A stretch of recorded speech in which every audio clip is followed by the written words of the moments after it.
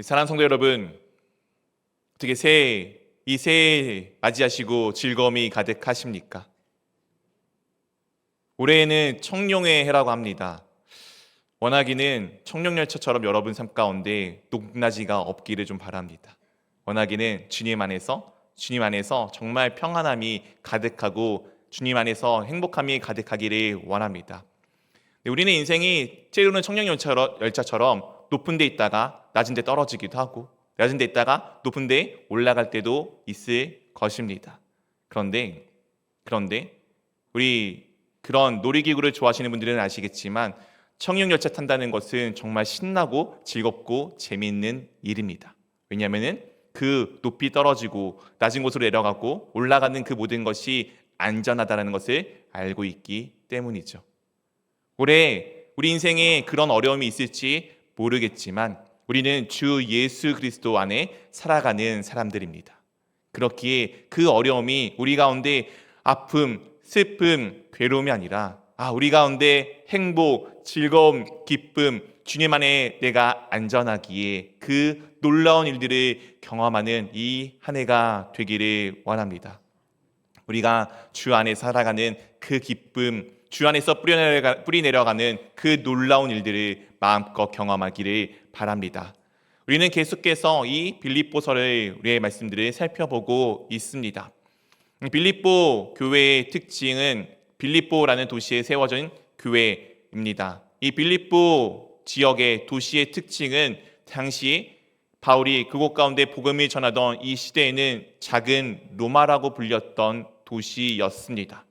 로마 시민권, 당시의 모든 사람들이 꿈을 꾸고 있던 시민권입니다. 오늘날에는 마치 많은 사람들이 이 미국의 시민권을 가지는 것과 같은 비슷한 그 이상의 놀라운 일들이 이 로마의 시민권자가 갖고 있는 특권이었습니다. 그 특권이 얼마나 대단한지 우리는 사도 바울의 행적을 통해서 사도행전에서만 보아도 우리는 잘 알 수가 있습니다.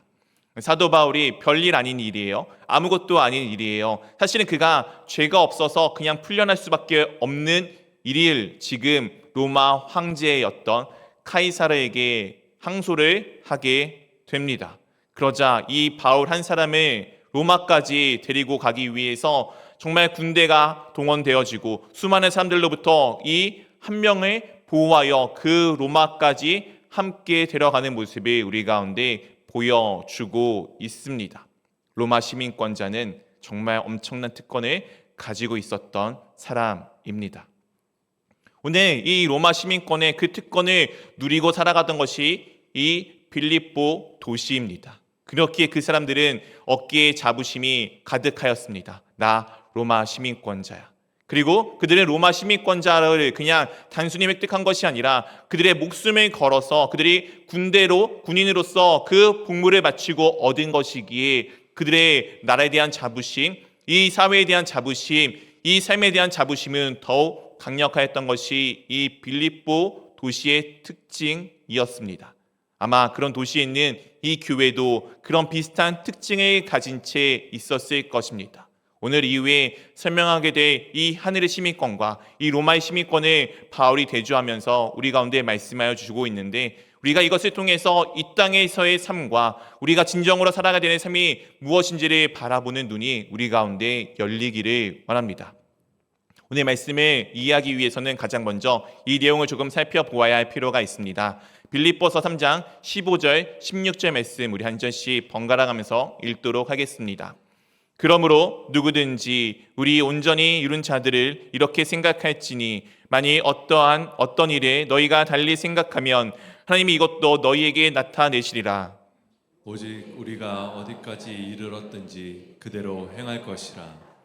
오늘 바울이 앞에 무언가에 대해 설명을 하여주고 그것에 대해서 너희가 생각이 다를지라도 너희가 어디까지 있든지 무엇을 하라고 하냐면은 그대로 행하라고 우리 가운데 말하여 주고 있습니다. 지난주에 바울은 표대를 향하여 달려가는 자신의 모습을 우리 가운데 말하여 주었습니다. 그 표대를 향하여 달려가는 모습 가운데 각각의 모습들이 다 다르다는 것을 우리 가운데 말하여 주고 인정하여 주고 있는 것입니다. 우리 사랑하는 성도 여러분, 혹시 여러분들 우리나라에서 가장 높은 빌딩이 어디 있는지 아십니까? 네, 전 세계에서 5번째 높은 빌딩이 우리나라에 있습니다. 만약 우리가 지금 예배 끝나고 그곳에서 모입시다 하면은 여러분들이 가야 되는 방법들은 아마 여기 있는 많은 분들이 각각의 여러 가지 방법들을 택하실 것입니다. 목표 지점은 그 하나의 빌딩이지만 어떤 사람들은 자동차를 타고 가는 것을, 어떤 사람들은 자동차보다는 운전하는 것보다는 나는 대중교통이 편해 해서 지하철 같은 것을 이용하시는 분들도 있을 것입니다. 어떤 분들은 좀 빨리 가고 돈이 들더라도 시간이 중요하지 해서 고속도로 가는 기차를 타고 가실 분들도 계시고, 효율적인 분들은 한 번에 가는 그곳 가운데 도착하는 어떤 버스를 이용하고 가실 분들도 계실 것입니다. 방법은 여러 가지가 있죠. 그곳에 가는 방법은 여러 가지가 있습니다. 그런데 목표는 어디죠? 바로 그 빌딩입니다. 우리의 목표는 어디이죠? 우리의 목표는 예수 그리스도입니다. 예수 그리스도를 향해서 나가는 방법은 각각의 역할을, 각각의 생각에, 각각의 마음에 따라서 여러 가지 모습으로 다르게 나타날 수가 있습니다. 그런데 중요한 것은 우리가 예수 그리스도를 향하여 나가는 그 일을 있는 그대로 행하여야 할 필요가 있다는 것입니다. 가는 길에 저기 높은 빌딩보다 여기 앞에 있는 게 조금 더 높아 보이는데 멈추는 것 아니고, 옛날에는 저 빌딩이 더 높았어, 63층에 있는 그 빌딩이 더 높았어 하고 그곳에 가는 것도 아닙니다. 우리의 목표는 딱 한 군데, 그곳을 향하여서 변함없이 각각의 모습은, 각각의 방법은 다르지만 우리는 그곳을 향하여 끊임없이 나아가야 할 필요가 있습니다. 그런 의미의 행하라는 것은 어떤 기준점을 우리 가운데 두고 그 기준점을 향하여 나아가는 모습을 우리 가운데 말하여 주고 있는 것입니다. 오늘 이것을 전제로 바울이 우리 가운데 이렇게 전하여 주고 있습니다. 17절 말씀을 한번 같이 읽어보도록 하겠습니다. 형제들아, 너희는 함께 나를 본받으라. 그리고 너희가 우리를 본받은 것처럼 그와 같이 행하는 자들을 눈여겨보라. 오늘 바울이 우리 가운데 이렇게 전하여 줍니다. 형제들아, 너희는 함께 무엇하라고요? 나를 본받으라. 우리 사랑하는 성도 여러분, 여러분이 신앙인으로서 오늘 이 바울과 같은 이야기를 지금 꺼내어 놓으실 만한 자신 있으신 분 계십니까? 대답이 없는 거 보니 아무도 없으신 건가요? 오늘 바울은 놀랍게도 자신을 본받으라고 우리 가운데 전하여 주고 있습니다.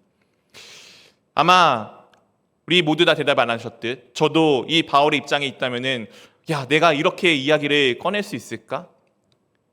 우리 사랑하는 성도 여러분, 저를 본받으십시오. 이렇게 이야기를 한다면은 과연 우리 성도님들은 그래, 목사님은 본받을 만하지 라고 인정하고 따라오실까? 라는 생각을 참 오늘 본문을 통해서 많이 하게 되었습니다. 그런데 바울은 도대체 어떠한 자신감이 있어서, 그가 어떤 마음으로 이런 이야기를 꺼내어 놓았을까요? 그리고 놀랍게도 바울이 자신의 본받으라고 한 이야기가 단순히 이 빌립보에 보내는 편지뿐만 아니라 고린도에 보내는 편지에서도, 때로는 로마서에서도 그가 이런 내용들을 다루고 있는 것을 우리 가운데 보여주고 있습니다. 정말 사도 바울은 우리가 알고 있다시피 위대한 사도여서 그가 행한 일이 정말 멋있어서 그는 이런 말을 당당히 꺼낼 수 있지라고 우리가 여길 수 있겠지만, 놀랍게도 바울은 자신이 그런 존재가 아님을 이미 앞에서 우리 가운데 밝힌 바 있습니다. 오늘 이 본받는다는 것, 자신이 본받으라는 것은 자신이 어떠한 존재인지를 내가 이런 정말 뛰어나고 잘난 사람이어서 본받으라는 내용이 아닙니다. 그가 이야기하는 것이 어떤 내용인지 10절, 11절을 통해서 우리 한번 같이 살펴보기를 원합니다. 우리 한 절씩 번갈아가면서 읽겠습니다.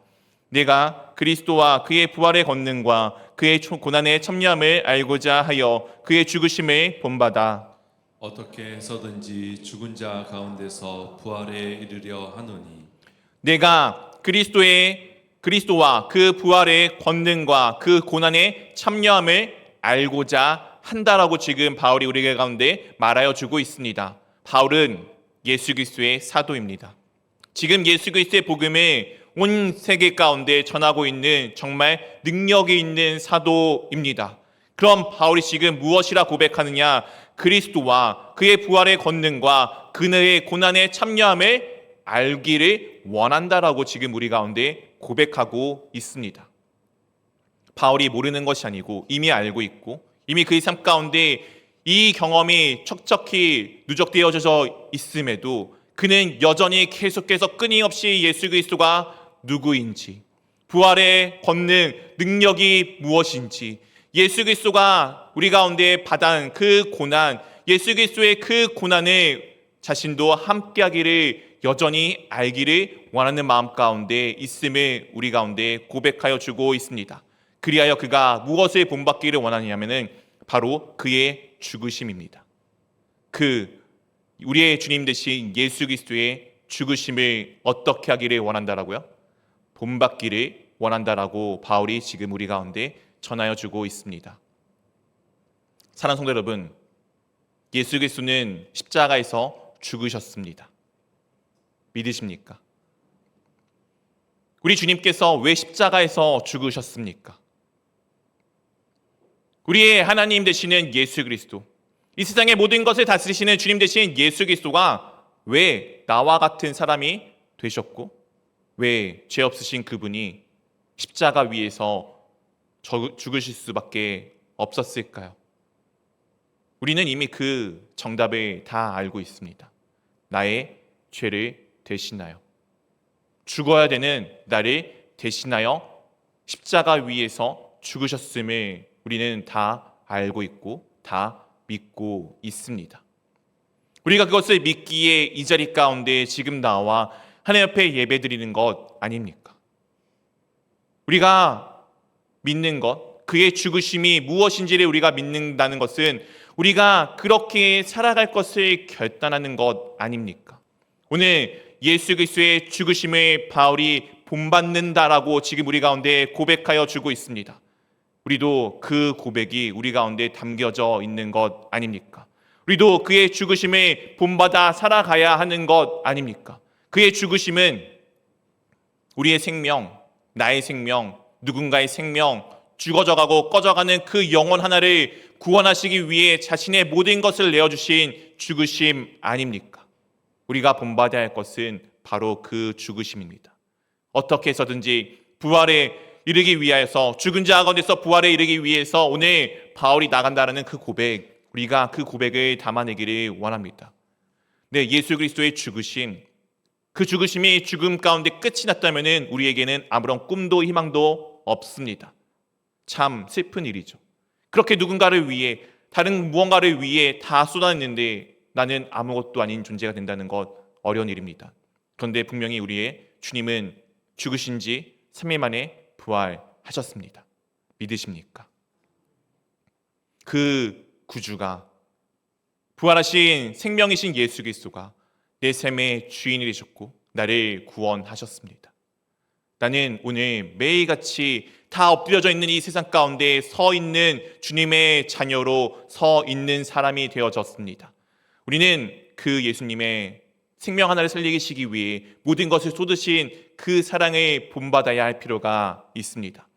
오늘 내용을 통해 우리가 보게 되는 것, 바울이 자신의 본받으라고 한 내용은 자신이 위대한 존재가 위대한 모습이어서 그런 것이 아님을 우리 가운데 보여주는 것을 이 말씀을 통해 알 수가 있습니다. 그가 지금 예수 그리스도를 본받으려는 그 모습을 옆에 있는 형제 자매들도 함께 본받기를 원하였던 것이 그의 본받으라는 내용의 핵심입니다. 그가 자신에 대해서 이와 같이 고백을 합니다. 12절부터 14절까지 우리 한 절씩 번갈아 가면서 읽겠습니다. 내가 이미 얻었다 함도 아니요 온전히 이뤘다 함도 아니라 오직 내가 그리스도 예수께 잡힌 바 된 그것을 잡으려고 달려가노라. 형제들아, 나는 아직 내가 잡은 줄로 여기지 아니하고 오직 한 일, 즉 뒤에 있는 것은 잊어버리고 앞에 있는 것을 잡으려고. 14절 같이 읽겠습니다.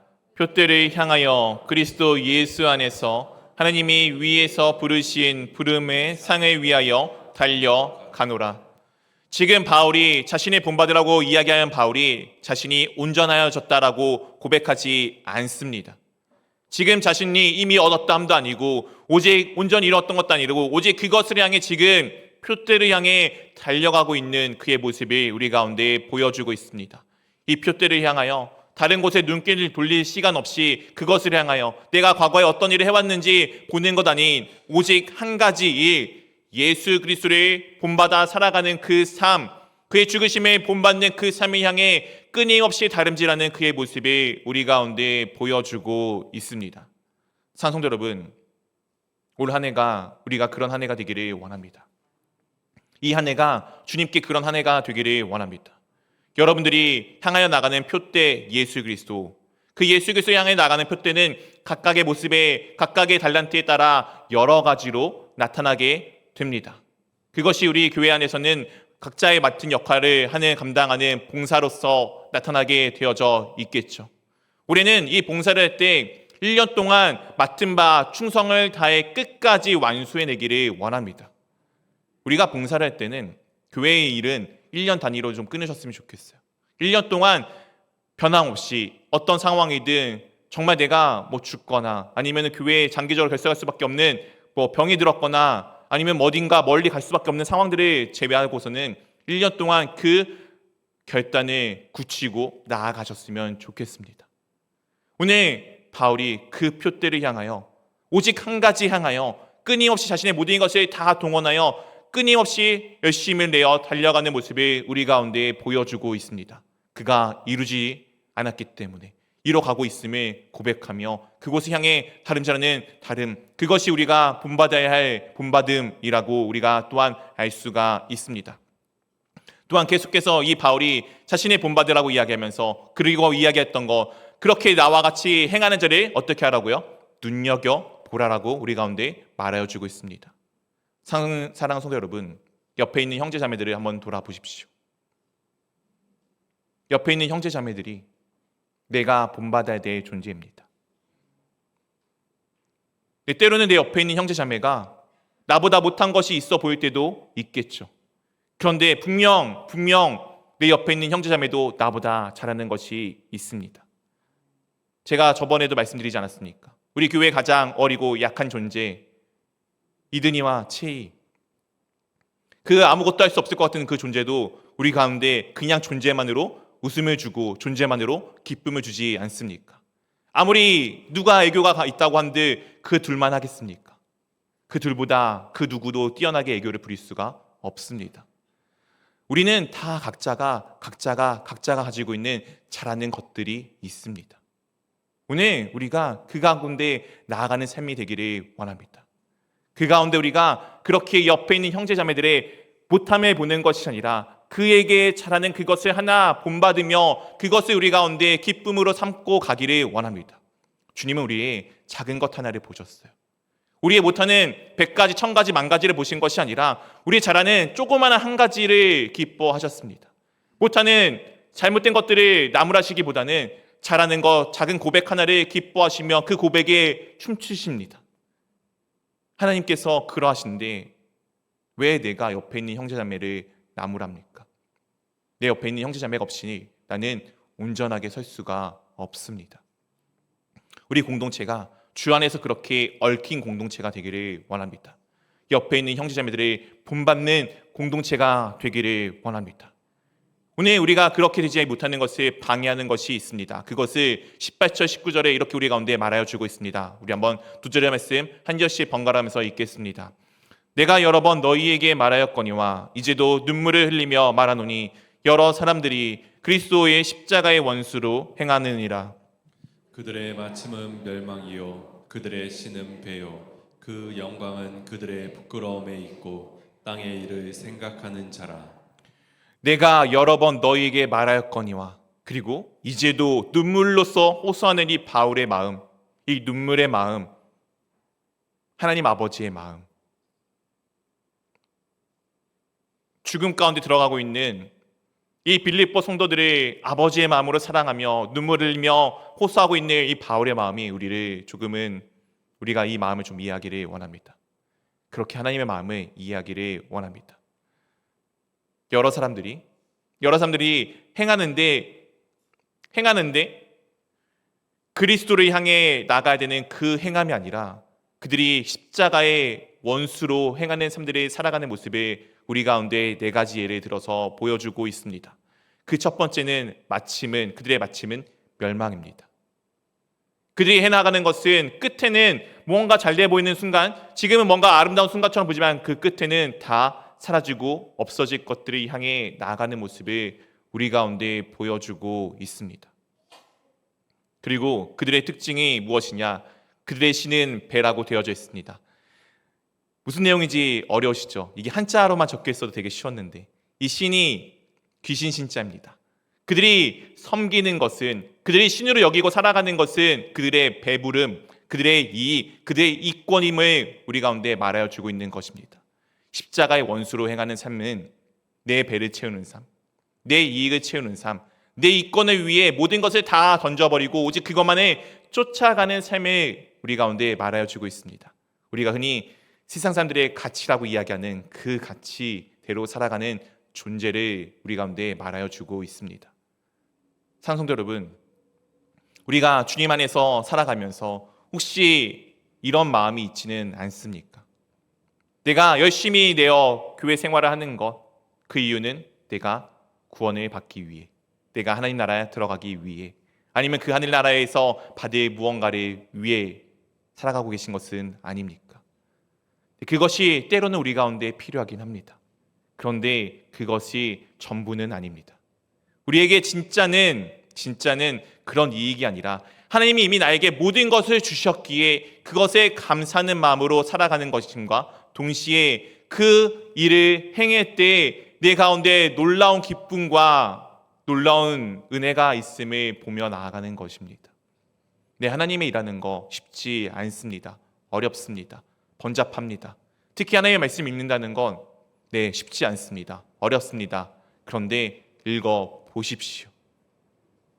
하나님의 말씀을 읽을 때 그 읽음 가운데 얻어지는 그 기쁨, 하나님이 그 읽을 때마다 내게 주시는 그 놀라운 능력, 내게 주시는 그 놀라운 힘은 이 세상에 있는 그 어떤 것도 줄 수 없는, 이 세상의 어떤 것도 우리 가운데 바꿀 수 없는 놀라운 은혜가 됩니다.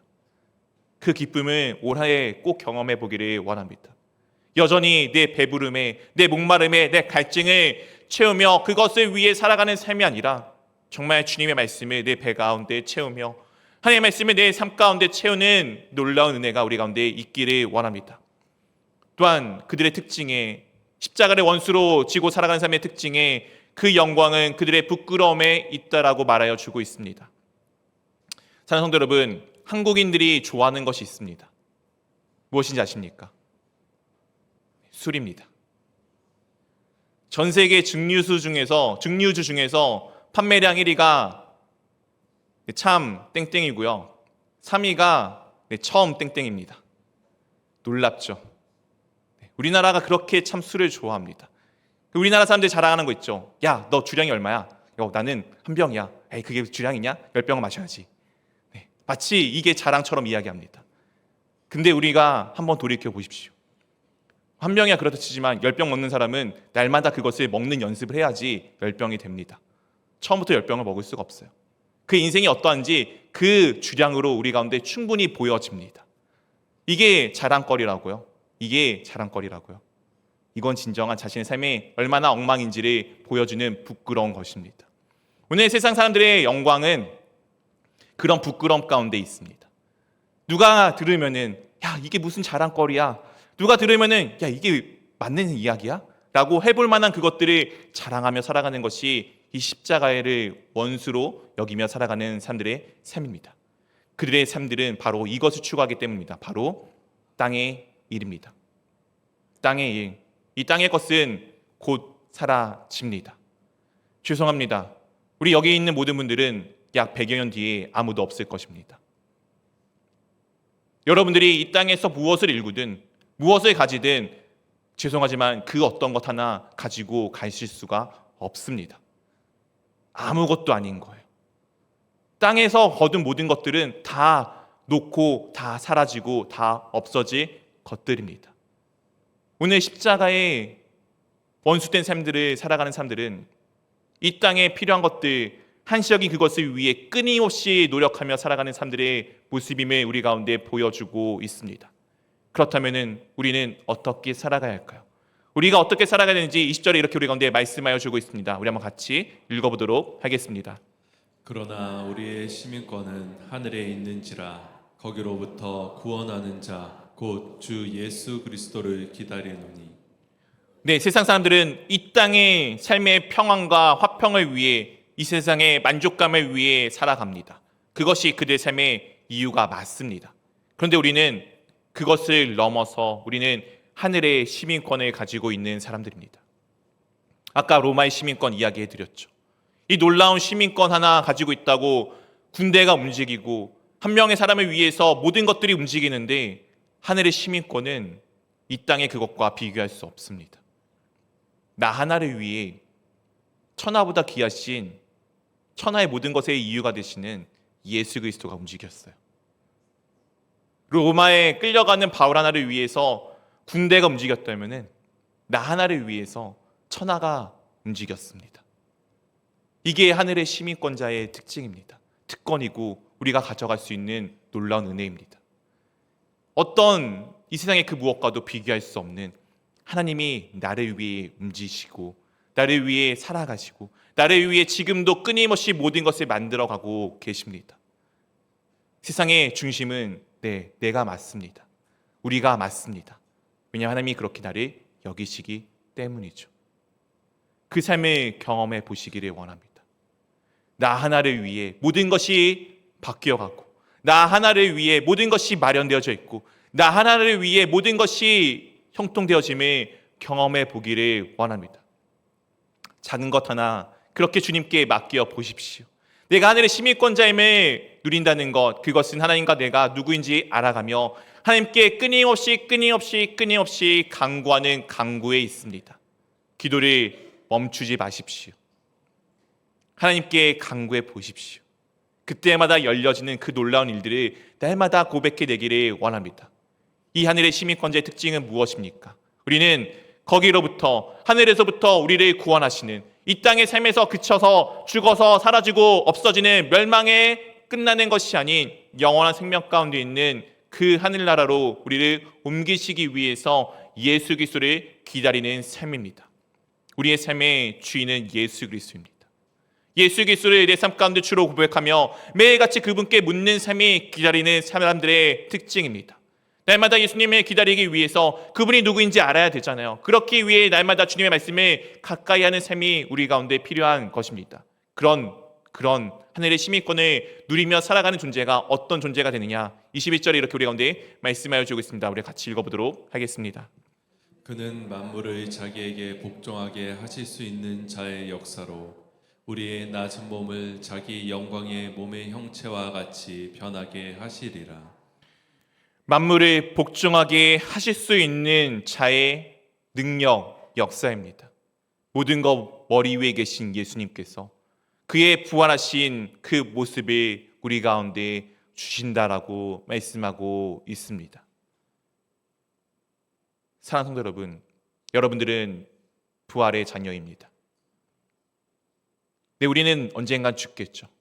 그런데 우리는 반드시 다시 살아날 것입니다. 죽음은 죽음이 아닌 거죠. 그냥 쉬는 잠과 같은 것입니다. 우리의 소망은, 우리의 소원은 부활에 있습니다.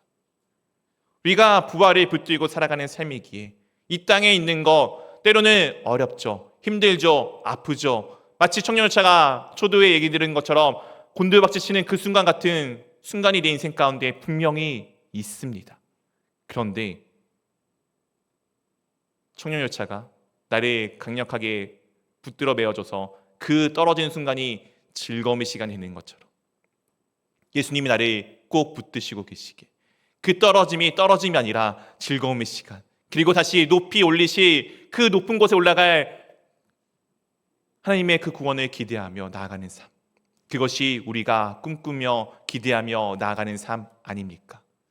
이 한 해 하늘의 시민권을 가진 자로서 이 땅의 작은 것 하나에 매이지 마시고 하늘을 바라보시고 예수 그리스도를 바라보시고 예수 그리스도가 한 생명들을 어떻게 아끼셨는지를 바라보며 우리도 그 한 생명을 위해 살아가는 삶을 살아내기를 주님의 이름으로 축원드립니다.